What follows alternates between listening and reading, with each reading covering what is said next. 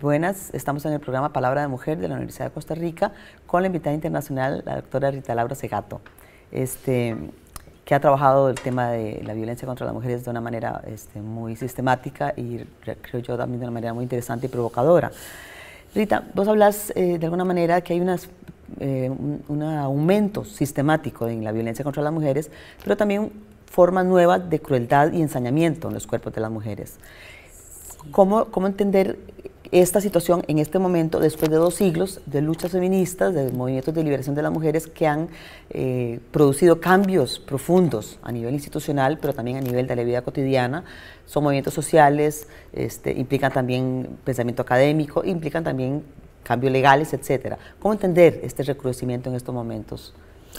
Claro, bueno, hay varias hipótesis. Una de ellas es la hipótesis de la restauración, de la venganza masculina, que no es, existe ese revide, digamos, esa respuesta de la masculinidad, pero no es la hipótesis o la explicación que yo utilizo más, que me parece más interesante. Sí, naturalmente, automáticamente el hombre emasculado por la ascensión de la mujer parte para recuperar su masculinidad mediante la tributación, lo que yo llamo en mi libro las estructuras elementales de la violencia, la extracción de un tributo que viene de la posición femenina a la masculina y que construye la posición masculina. Entonces, esto sería la restauración de la masculinidad mediante la victimización de la mujer.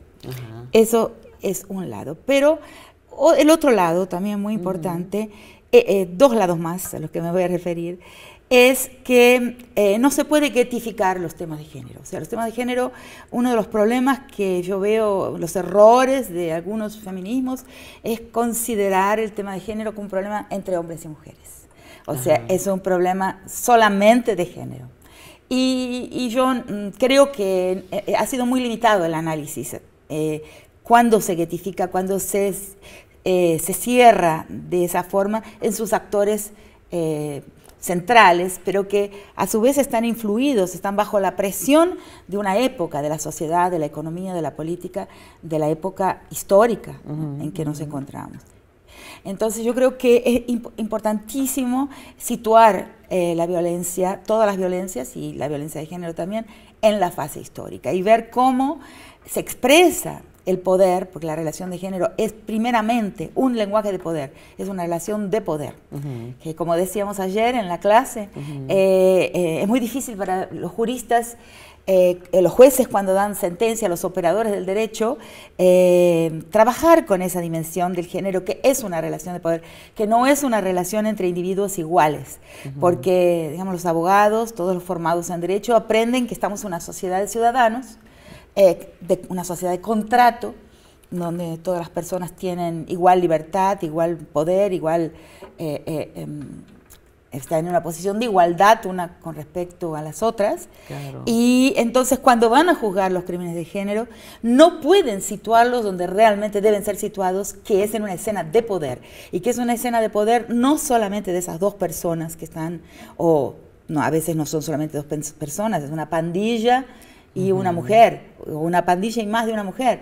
O sea, pero esas 2 posiciones en la vida, que son las posiciones masculina y femenina, y consideran que es una relación entre personas y no perciben que es una relación, una estructura relacional de poderes diferenciales, asimétrica, que se expresa ahí. Entonces, por eso es tan difícil obtener una buena sentencia. Y casi nadie nunca de nuestro movimiento, del movimiento feminista, sale contento después de una sentencia por violencia de género, porque la justicia no consigue pensar en términos de relación de poder. Pero esa relación de poder es afectada por la economía, es afectada por la fase política, en fin, por la fase histórica con todos sus elementos. Por eso es insuficiente un análisis de la violencia de género que no está colocada en ese contexto histórico. Entonces, es la otra razón. Hay un incremento porque este momento histórico, yo le llamo la fase apocalíptica del capital, o sea, es un mundo de dueños, y en la relación de género el poder se expresa actualmente como dueñidad. O sea, potencia es dueñidad, es señorío sobre un cuerpo. Señorío sobre la presión por ejercer un señorío, porque el señorío, la dueñidad, es la forma que el poder tiene en esta época en que vivimos. ¿Por qué? Porque la concentración económica, la concentración de la riqueza ha alcanzado niveles nunca antes vistos en el mundo. Como una refeudalización de los territorios, con muchísimos menos espacios comunes que había en la Edad Media y que, digamos, aireaban y daban un espacio de libertad a los feudos. Hoy tenemos gigantescos feudos corporativos, o sea, personas que por el grado de riqueza que tienen, que administran, tienen poder sobre la vida y sobre la muerte, y ese poder sobre la vida y sobre la muerte, que produce una falencia institucional y muestra la ficcionalidad del Estado, ¿no? Se expresa en lo que le pasa al cuerpo de las mujeres, se expresa en la dominación, en la dueñidad sobre el cuerpo femenino. Es como un síntoma de ese momento de una economía que es una economía de dueños, con instituciones más débiles, muy débiles, porque no existe institución que pueda ponerle coto, que pueda ponerle límite, ¿no? a esos niveles de riqueza, a esos niveles de concentración. Vos decís que no se debería hablar tanto de desigualdad, aunque también, por supuesto, es un concepto. No, sí, no es pero que de alguna manera este concepto de dueñidad aporta, digamos, para entender un poco este extremo de poder que se está ejerciendo. Claro, porque es insuficiente hoy hablar de desigualdad. Ya es una desigualdad de tal magnitud. O sea, el pequeño grupo de ricos tiene una riqueza tan grande que en realidad, más que desiguales, son dueños. Son dueños de la vida y de la muerte. Entonces creo que estamos en otra fase histórica, en otra fase del capital, donde esa dueñidad, como dije, se expresa en lo que le pasa al cuerpo de las mujeres y de todos aquellos que son disidentes, divergentes, desobedientes con relación al mandato de dueñidad, que es el mandato patriarcal. La dueñidad es la forma extrema del patriarcado. Claro.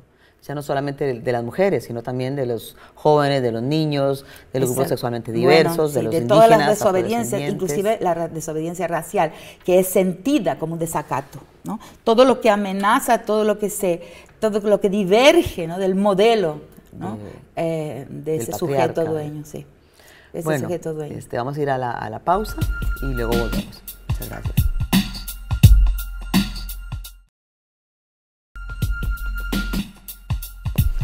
Rita, estamos hablando un poco de esta contradicción, ¿verdad?, entre el aumento en la violencia contra las mujeres y las formas de crueldad y las nuevas formas también de liberación de las mujeres, y esa contradicción que no podemos entender. ¿Qué otro elemento crees vos que es importante? Nos quedamos con uno en el tintero, sí. No, también está la inaudibilidad de la queja femenina por parte del Estado. O sea, y eso lo vemos y lo constatamos siempre, constantemente. O sea, la voz de la mujer no se escucha en el Estado porque ella se expresa, su corporalidad, su entonación, hasta su registro agudo al hablar, encuentran un límite, o sea, encuentran una resistencia, una inconmensurabilidad con los discursos estatales. Entonces las mujeres que hablamos, que damos clase o que trabajamos en el campo público, en general tenemos que hacer un enorme esfuerzo que ni percibimos más de travestitismo. Cómo se presenta uno en el campo, en el espacio público y en las oficinas del Estado.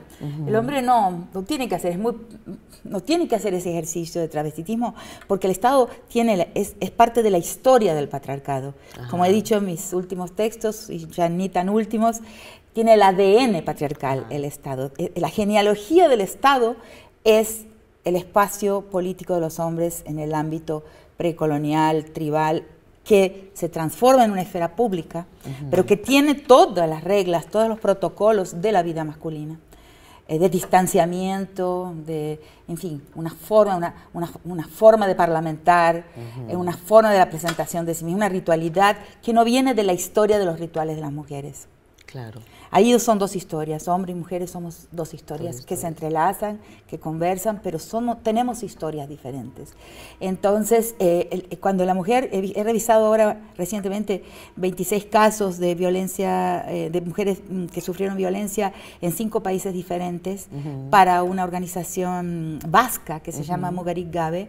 Y ahí en todos los casos, inclusive los europeos, en Madrid y también los casos nuestros latinoamericanos, vos ves que la mujer va al mostrador estatal, le habla y no hay un receptor del otro, no consigue el otro lado, el empleado público, el agente estatal, el mecanógrafo, el que va a anotar su queja, no consigue captar, no consigue creerle lo que está diciendo, no le entiende su experiencia y su voz no tiene crédito, pero tiene que ver con la figura femenina, tiene que ver con el aspecto, la voz y la figura que tenemos las mujeres, o sea que no obtiene automáticamente credibilidad, audibilidad.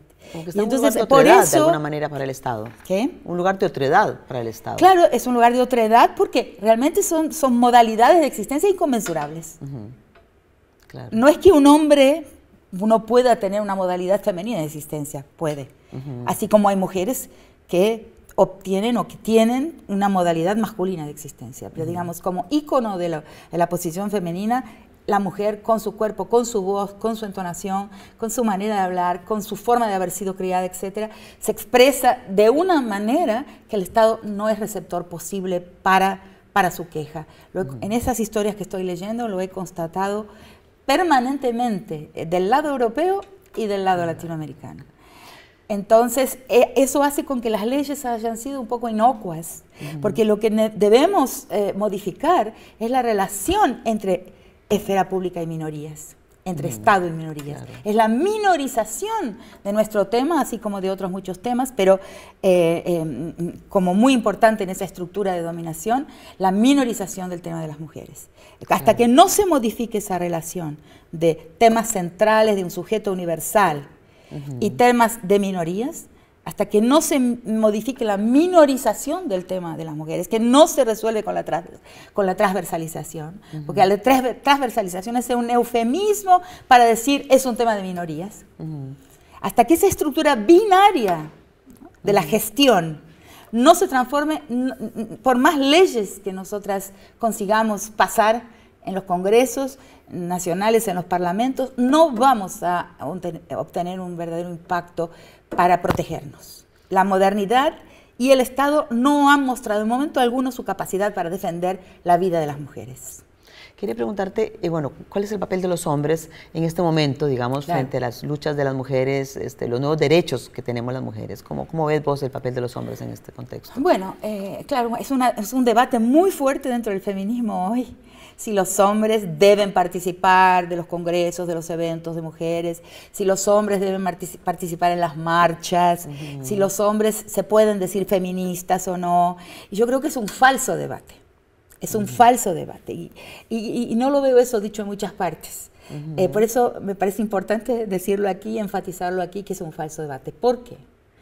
Porque el mandato de masculinidad, que es el mandato de potencia, que se transforma que es también un mandato de crueldad, porque un mandato de potencia es un mandato de dominación y un mandato de dominación es un mandato de crueldad. Nos afecta a todos, nos afecta a las mujeres y a los hombres. Entonces, los hombres es algo un poco fuerte y siempre hay una incomodidad muy grande en las plateas femeninas cuando digo esto. La primera víctima del mandato de masculinidad son los hombres, no las mujeres. Porque nosotros tenemos otras formas de contentamiento. Aún en las situaciones más hostiles, en las situaciones más difíciles, nosotras las mujeres tenemos formas de vinculación, formas de acompañamiento entre nosotras, formas de solidaridad que son parte de nuestras prácticas históricas como mujeres, que nos permiten encontrar contentamiento, gozo y ludicidad mucho más fácilmente que a los hombres. Mira, toda la ludicidad de los hombres es competitiva. La nuestra no. Nosotros tenemos más acceso a la risa, a la broma, pero a la broma no con una víctima expiatoria, no como hay muchos tipos de broma. Claro. No una broma que necesita una víctima, que necesita un chivo expiatorio, una víctima sacrificial para poder ser broma. Nosotros tenemos otro tipo de bromas. El humor femenino es distinto al humor masculino. Entonces, esas formas, hay una envidia muy fuerte por parte de los hombres a la felicidad femenina, al bienestar femenino en cualquier circunstancia. Entonces, yo lo he visto, tengo ejemplos de eso, de cómo el hombre puede matar, puede agredir por envidia. Una pregunta que me parecía interesante. Vos en algún momento dijiste, yo en mi juventud podía hacer cosas que una joven hoy no puede hacer, quizás sí en Europa, pero no en mi continente. Mi hija no puede tener la misma libertad de circulación que yo tuve hace 40 años. Claro. ¿Cómo explicarse esta terrible paradoja? Claro, porque nosotros, además de estudiosas de estadísticas, tenemos que entender que nuestra vida es una investigación, nuestra vida es un testimonio. Entonces hay cosas que yo he visto a lo largo de mi vida, hay varias. Una es esa, que te la voy a responder en un minuto. Otra es el hecho de que en una localidad pequeña, comunitaria de los Andes argentinos, en 50 años yo he visto caer, la administración pública estar más presente y he visto caer el prestigio, la autonomía y la autoridad de las mujeres en esa localidad. No las he visto aumentar su bienestar, su autonomía, su autoridad, sino al contrario. He visto en 50 años la caída abrupta de la posición de las mujeres. Y el tercer cambio que es curioso es lo que me hablabas antes, el aumento extraordinario. Cuando empecé a estudiar violencia, que empecé por una demanda de la policía, del secretario de Seguridad Pública de Brasilia, yo pensé que era algo circunstancial, que había un problema en la ciudad, que teníamos que estudiarlo y resolverlo, iba a alejarme del tema para siempre. Y en mi propia vida, como testigo de una historia, como testigo de 60 y tantos años, yo te puedo decir que nunca pude abandonarlo, el tema de la violencia, porque solamente aumentó. Solamente se presentó más al ojo público y no solamente porque hubo más denuncias, sino porque hubo más cadáveres, porque hubo más lesiones, porque el problema de la violencia no solo continuó presente, sino aumentó en número y en formas de la crueldad. Entonces, la tercera experiencia de mi vida es esa.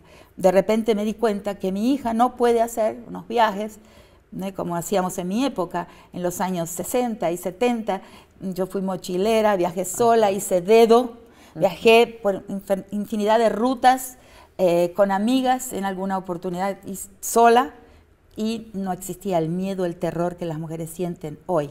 Entonces, eso lo tenemos que pensar. Porque la capacidad de circulación, de movimiento de las mujeres se ha restringido en lugar de ampliarse. Quiere decir que estamos apostando todas las fichas al campo del Estado, todas las fichas al campo institucional, pero en realidad la vida está empeorando. O sea, está mejorando si vos tenés un sueldo, o sea, para algunas que tienen un sueldo de público, que están, digamos, empleadas con un sueldo público, ejercen una profesión, algunas que pueden entrar en un campo de su vocación y ejercer una profesión o docente, o médica, o dentro del mundo del derecho, o política, o en la administración económica, en campos, pero esas son muy pocas mujeres. Y además esas mujeres sufren represalias en su vida, en su vida particular. Porque a medida que esa mujer va ganando posiciones, es muy difícil que su compañero no se resienta y no la castigue, ahí sí, por ese progreso, por ese éxito. Eso cualquier mujer que tiene un éxito en cualquier profesión lo sabe, lo sabe. Entonces, lo que pasa es que tenemos que pensar mejor cómo hemos hecho el camino hasta acá, ¿no? Claro. Y aprender de la historia, aprender las palizas que la historia nos da. Bueno, muchas gracias, Rita. Vamos a la pausa.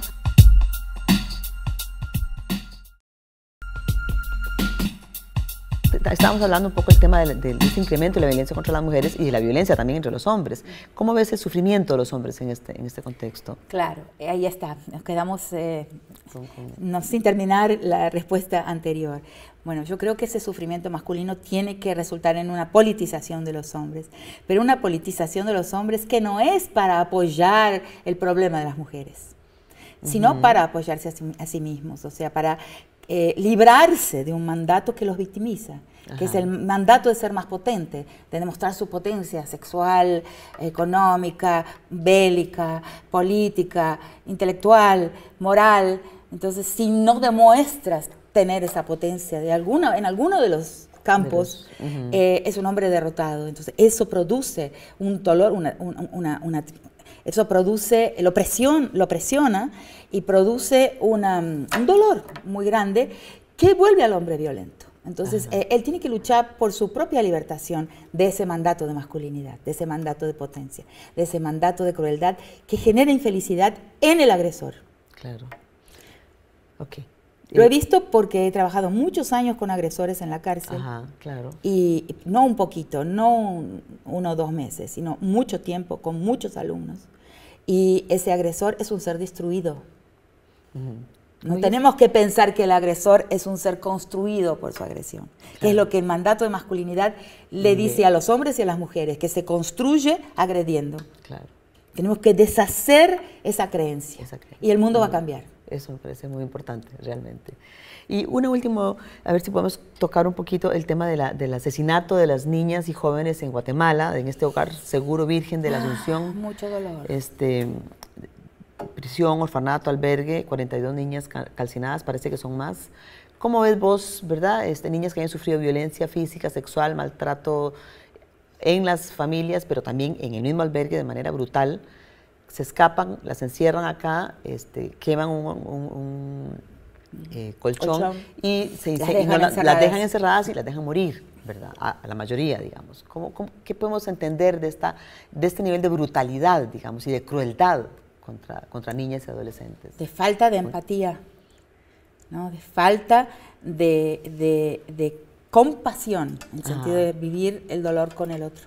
Que estamos en un mundo que trabaja en la dirección, esos poderes, esos dueños, el resultado de esa dueñedad es un proceso de disminución de la empatía, de disminución de la vincularidad y de disminución de la compasión, o sea, de la capacidad de sentir lo que el otro está sintiendo. O sea, la personalidad modal de nuestra época, la que funciona bien, es la que tiene una estructura psicopática.